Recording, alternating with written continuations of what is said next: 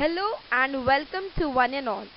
I am Miss Premal Popat and today we are going to study the module 4, which is the magnetic effects of electric current from the chapter Effects of Electric Current.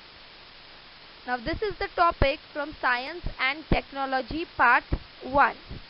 So let's proceed with the topic. In the previous video, that is the module 3 of the chapter Effects of Electric Current, we have studied that magnetism and electricity are closely related and they are popularly known as electromagnetism. Also, we have studied that how the magnetic field is produced around a straight conducting wire and a circular loop of a conducting wire. Now, in this module 4, we are going to study how the magnetic field is produced due to a current in the solenoid. Before moving on with this topic, let us understand what is a solenoid. On the screen, we see a picture of a solenoid. So basically, a solenoid is a copper wire wound in a change of loops. So in a solenoid there are loops of a copper wire and also it looks like a spring. When this circuit is complete, that is when the solenoid is connected to a battery, we will see how the magnetic field is produced around the solenoid when the current is passed.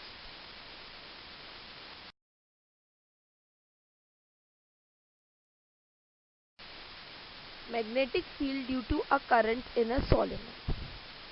On the screen, we see a picture of a solenoid connected to the positive end of the battery and the negative end of the battery is connected to the key and the other end of the key is connected to the other end of the solenoid. So when the key is closed, the current flows from the positive end of the battery to the negative end. So when the circuit is switched on, current flows through the battery to the solenoid.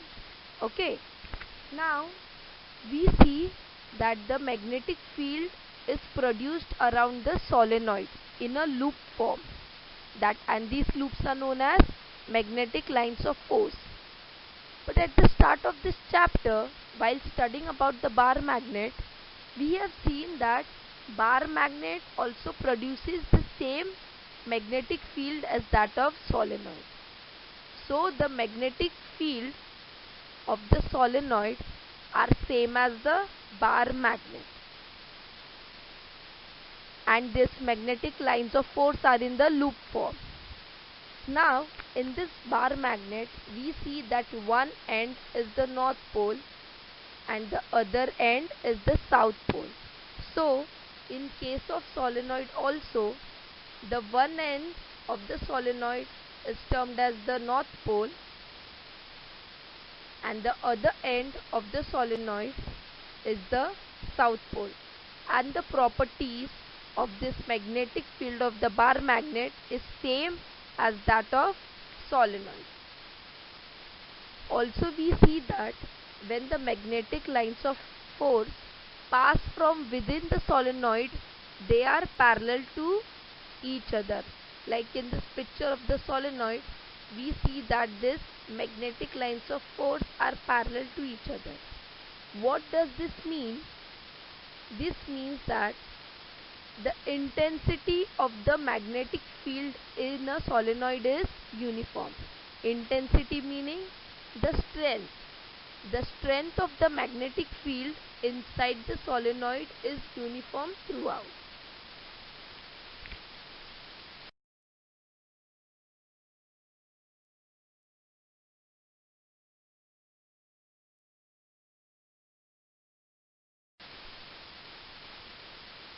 Let us study about the force acting on the current carrying conductor in a magnetic field.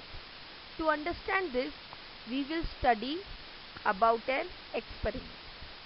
Now to conduct the experiment, we need the following materials, which are a flexible copper wire, stand, electric cell, a horseshoe magnet with a strong magnetic field. And the procedure to conduct this experiment is as follows. Using the stand, fix the copper wire so that it passes through the poles of the horseshoe magnet as shown in the figure. Now in the figure, on the right hand side we see a stand and a copper wire is connected to two ends of this stand. On the left hand side, a horseshoe magnet is connected to the stand. Now from the poles, that is between the poles of the horseshoe magnet, the copper wire is passed, okay, and with the help of the connecting wires the circuit is complete.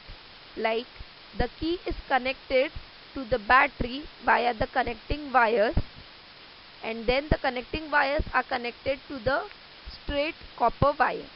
In this way the circuit is complete. Now we will understand how the force will act on this current carrying conductor when the magnetic field is produced.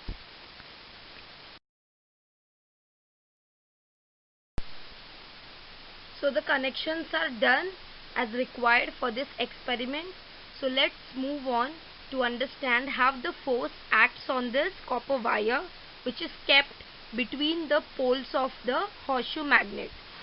So on the left hand side there is the horseshoe magnet, and on the right hand side, that is on the right stand, the copper wire is passed between the poles of the horseshoe magnet. We know that we have studied in the start of this chapter that the magnetic field is from north to south pole. That is, the direction of the magnetic field is usually taken from north pole of the magnet to the south pole. So similarly, in this case, that is in the horseshoe magnet, the direction of the magnetic field is from north pole to south pole. Now the current is passed, that is through the copper wire. So when the key is closed, the current passes through the connecting wires and then through the copper wire. Okay, so that is, the current is flowing through the circuit. So here we will consider three cases, that is A, B and C. Let us understand the case A. So case A is considered where the current is not flowing through the wire. That means the key is open. So when the current is not flowing through the wire, it remains straight. That means there is no bend in the wire, or we can say that no force is acting on the wire when the current is not flowing through the wire. So this is the case A of the experiment. Moving on with case B, we will consider that the current is flowing from bottom to top. So in this case B, as shown in the figure by the arrows on the left hand side, the current flows from bottom to top of the copper wire. So what happens when the current is flowing from bottom to top? Wire bends and comes to position as shown in figure B. So when the current is flowing through the wire, that is from bottom to top, force acts on the wire, and due to this force acting on the wire bends in some position as shown in the figure B. So we can say when the current flows, force acts on the wire. Now in case C, we will consider that the current is flowing from top to bottom, that is, the polarity of the battery is changed. So when the current is flowing from top to bottom as shown in the figure on the right hand side, as shown by the downward arrow, the current flows from bottom to top in case C. So when this current is flowing from top to bottom, the wire bends and comes to position as shown in figure C. So in case C also, when the current is passing through the copper wire from top to bottom, force acts on the wire, and due to this force acting on the wire, the wire bends in some position. So students, over here in this experiment we have studied that when there is no current flowing through the wire, the conductor remains straight, and when the current flows in either of the directions, force acts on the wire, and due to this force acting on the wire bends in a certain position.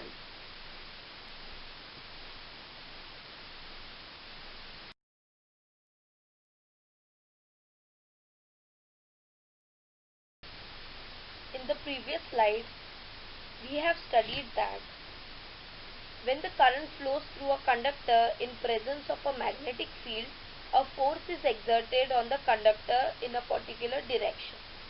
So this is the first thing we have studied from this experiment. Also, we studied about the three cases. The first being when there is no current, there is no force acting on the wire, and when the direction of the current is reversed, the direction of the force is also reversed. So basically, if the current direction is reversed, that is, in this experiment there are two cases: when the current is flowing from top to bottom and bottom to top. So when the direction of the current is reversed, the direction of the force will be also reversed. Now this thing we have studied in the last slide. Also, when the direction of the magnet is reversed, we know that the direction of the magnetic field is from north pole to south pole, and when the direction of the magnet is reversed, that is, the north pole of the magnet becomes the south pole and the south pole of the magnet becomes the north pole. In this case also, the direction of the force acting on the wire will be reversed. So from this experiment we have learned three things. The first being, when the current flows through the conductor in the presence of the magnetic field, the force will be exerted on the conductor, right? And the second thing is, the direction of the force will be reversed when the direction of the current is reversed. And the third thing is, the direction of the force will be reversed when the direction of the magnet is also reversed. So, the direction of the force acting on the conductor will depend on the direction of the current and the direction of the magnetic field. So now we will relate these three things, that is, we will find the relationship between the force, the current and the magnetic field.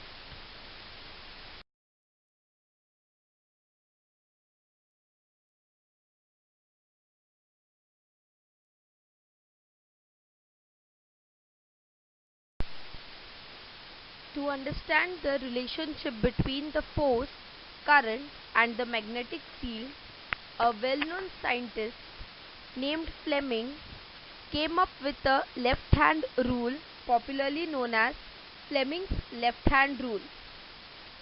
This rule makes us to understand the direction of the force when the direction of the current and the magnetic field are known. In the picture, we see the direction of force, current and the magnetic field. That is the left hand rule. So if the index finger, which shows the direction of the magnetic field, now the direction of the magnetic field is from north pole to south pole. So the index finger shows us the direction of the magnetic field, and the middle finger shows the direction of the current. So when we know the direction of the magnetic field shown by the index finger and the direction of the current shown by the middle finger, then the thumb gives us the direction of the force on the conductor. So the thumb in this case shows the direction of the force acting on the conductor. So now in all these cases, where you know the magnetic field and the current direction, we can know the direction of force as well by using Fleming's left hand rule. Also in the third picture, the same thing is shown, that is the index finger shows the direction of the magnetic field, that is the forefinger. The second finger shows the direction of the current, and the thumb shows the direction of the force, which is the motion. Why motion? Because the force is exerted on the copper wire and the copper wire displaces from its original position. So this is the Fleming's left hand rule, which helps us to find out the direction of the force when the direction of the magnetic field and the current are known.